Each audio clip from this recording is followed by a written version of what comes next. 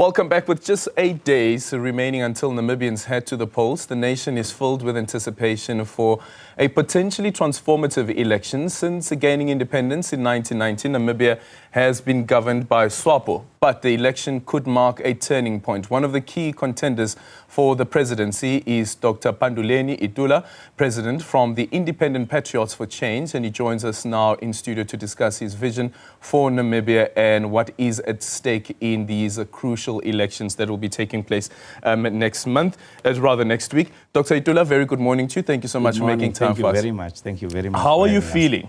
Absolutely delighted, absolutely upbeat and full of energy, ready to get going. Ready to get going. Yes. And the reason that I ask you that also is considering what happened in 2019. Yeah. A lot of people didn't expect that. 2019, if you go back to 2014, President Geingob secured 87% of the vote. And then in 2019, 56% of the vote, and you were quite instrumental in pushing down that majority to 56 with the 29 or 30% that you were able to secure. When you reflect back on what happened during 2019, why do you think that there was this particular shift that started? I think since independence, we achieved what we intended to achieve since we went to fight for the independence of Namibia through the 60s and 70s and 80s. And that what we achieved was absolutely tremendous. A lot of people sacrificed. A lot of our citizens supported the liberation struggle with the intention of knowing that once independence comes, Namibia will be a different country completely. But at 2014, Namibia started really dropping down. The first 15, 20 years was good. The international community was there to support us and to get this new baby grow and be strong. But however, corruption and lack of efficient governance started sort of increasing, getting into the system itself, to the extent that the public now started realizing this is not the Namibia that we envisage. This is not the independence we envisage. We achieved independence from colonial South Africa, but we did not start getting economic independence. Our people were starting to become jobless, lack of houses, and above all, corruption was increasing. And I think that contributed. It was at the break of the terrible stain that Namibia has actually achieved from the fish rot as well. That contributed to a certain degree. But here was somebody energetic and able to march the streets of Namibia and to amass the youth to follow him and to understand that it was time for change. And the people believed in that time for change. After that time now, 30 years of independence, many of what was promised over and over again hasn't been achieved. And that would have been contributing very well indeed. And during that period that you speak about when the corruption started creeping in, you were still a member of SWAPO at the time. But what's your understanding of what was happening inside the party that allowed that to fester? I think people have got it wrong. There is SWAPO of Namibia that actually fought for the independence, which I was a member and was a functionary in the 70s and throughout the 80s as well, both inside Namibia and outside the country when I went for studies after having been a political prisoner there. And then after independence, there is SWAPO Party, which is the registered political party. These two entities are different legally. And as a consequence is this, that I've never been a functionary in the government of the Republic of Namibia after independence. What do you mean by that? Weren't you expelled? Well, weren't you expelled from SWAPO? This is actually what is very confusing. Okay. I have a membership card of SWAPO of Namibia, not of SWAPO Party. Notwithstanding the fact that they assumed that I would actually contest being expelled from an organization I did not actually belong. I could have gone to court to challenge them, and the court would have asked me, Dr. Itula, where's your membership card of SWAPO Party? I wouldn't have been able to raise it because I don't have that one. I've got SWAPO of Namibia, which is the flame. So you were expelled from a party that you didn't belong to? Exactly. Because SWAPO of Namibia, there is no transitional clause in the SWAPO Party constitution to say that members of the SWAPO of Namibia automatically becomes members of SWAPO Party. So technically, I would have been taking an entity to court of which I was not a member, as I could not show the court membership card. But again, and this is the whole sort of dilemma. People seek to expect me to have been part of the administration. I've never worked in a SWAPO government led by the SWAPO Party inside Namibia after independence. Neither was I a functionary in the structures of the SWAPO Party after independence. So I'm not part of the looting clique, as it were. Yeah. I was part of the revolutionaries that really had a lot of camaraderie and that had Namibia at heart. So then let's speak about this, because I still want to get to the point around what happened to allow for the corruption to actually fester. So you would have had some of your comrades still being part of the SWAPO or that was governing in Namibia. From the intelligence that you may have gathered, what was happening in the party that has allowed for this corruption to fester? Since I was not part of the part of the party, I haven't had any communication. I was still in the United Kingdom after independence until 2013, when I returned to Namibia to come to a new country, to come to a new administration, and not even knowing the people that there. Yes, we knew each other as comrades. Some of them were in prison with me, but these people have basically changed. So I wasn't having any direct interaction with them, so I wouldn't know what was the mechanisms that resulted in that. But what is also interesting is this, that there were people that has been employed by the government who didn't have the merits to be able to do those jobs.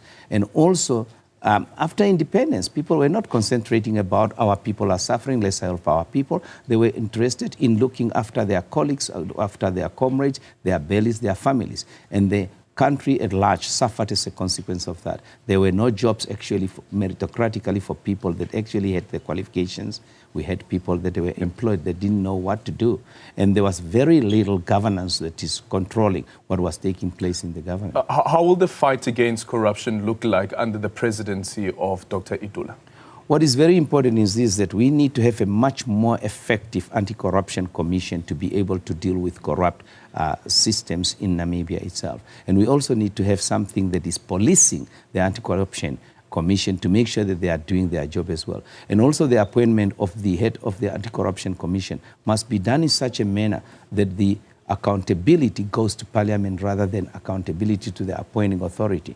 In Namibia at the moment, the Anti-Corruption Commission is nominated by the president and appointed by parliament in terms of our constitution. But that makes it impossible for someone to meritocratically appoint somebody. What we will be doing is to look for people that we can present to the parliament for them to choose at least amongst one of them. And so a change in legislation? Well, changing the methodology of actually appointing and not so much amending the constitution, because the constitution says nominate, appoint. Now, when it says that, that's rule of law. So what you could do is nominate more than that, because there's no restriction of who you can nominate. But at the same time as well, we need to go into the ministries to make sure that there's punitive measures that will be applied, to make sure we can actually monitor the performance of the people. We also need to remove some of the powers inherent in a minister, for example, in the marine and fisheries resources, where a minister had absolute power to allocate fish quotas to anyone that they thought. And that is giving the resources of the country in one person's hands. And as a consequence of that, when the law was passed, which went through the Cabinet Committee on Legislation, headed by the Attorney General and the Minister of Justice, it went through Cabinet and went to Parliament. And because ministers that are Cabinet ministers who are members of Parliament also participate in the decision-making in Parliament, there was a conflict of interest. So he was able to tell his colleagues that, support this bill. And the colleagues did it because there's something else to be given at the end of it. Then another pressing one is the economy, which also speaks to the question around unemployment. Around 50% of Namibians are between the ages of 18 and 34. How are you going to make sure that those people actually do find the type of work that is required? We know there's talk about some of the exploration and the gas and oil that has been found. But it will take, I think, years before you can actually benefit from that and extract from that. Absolutely. But how does a presidency of Dr. Itula ensures that Namibia creates the jobs that are required?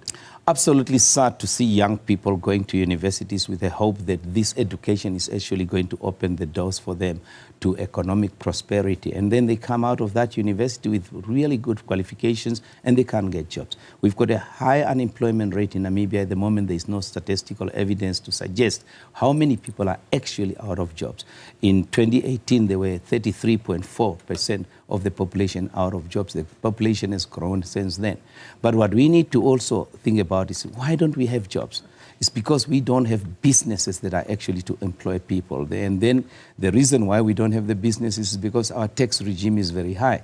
The first thing that we need to do is to create an environment in which businesses can come to Namibia in order for them to work, and also businesses can expand. And that's why we are proposing to reduce the tax regime from 32 to 22. And that is this for income tax, or is it for corporate tax? Corporate tax, yes. Okay. And that means that once we reduce the corporate tax, then companies will be, if you make 100 million, for example, at the moment you take away 68 and the government takes the 32. But you will be taking away home 78, and we will be taking 22 as a government into our revenue coffers. Now, if you were to spend that 78 inside and invest it in your company again, we will do nothing to it at all. Because we know you are expanding, you'll be able to employ more people. But if you were to share it amongst your shareholders, then we apply a dividend tax of 10%. And that means you are taking away 70.2. Still a little bit more, but it's a carrot and stick situation. We want to encourage you to invest in the economy, to employ more people, then we can collect more of the personal taxes. Dr. Itula, just a quick one. SADC is meeting. There's this extraordinary summit that is going to be taking place. Mozambique will be on the agenda. SADC will also be sending its delegation to observe the elections in Namibia. Considering what happened during the last elections in 2019, with that Section 97 being in dispute, and what the court ruled eventually, what's your expectation of election observers, including SADC? Which court? Namibian court? This is now the Namibian court, yes. Oh, when we get rid of the EVMs. Yes. The electronic voting mechanism without the paper trail. We need to understand that what we actually took to court is not the outcome of the elections, but the methodology used without paper trail. The law in terms of Section 97 of the Electoral Act allows for the use of electronic voting machines, and that electronic voting machines must be concurrent with a paper trail. And where there are disputes about the electronic outcome, the count of the paper trail will be the results of any polling station. And that is what the court actually said, that there was a lack of separation of powers, in that the parliament has given the act, but the minister implemented the act in one section and not the other section. There were no paper trails.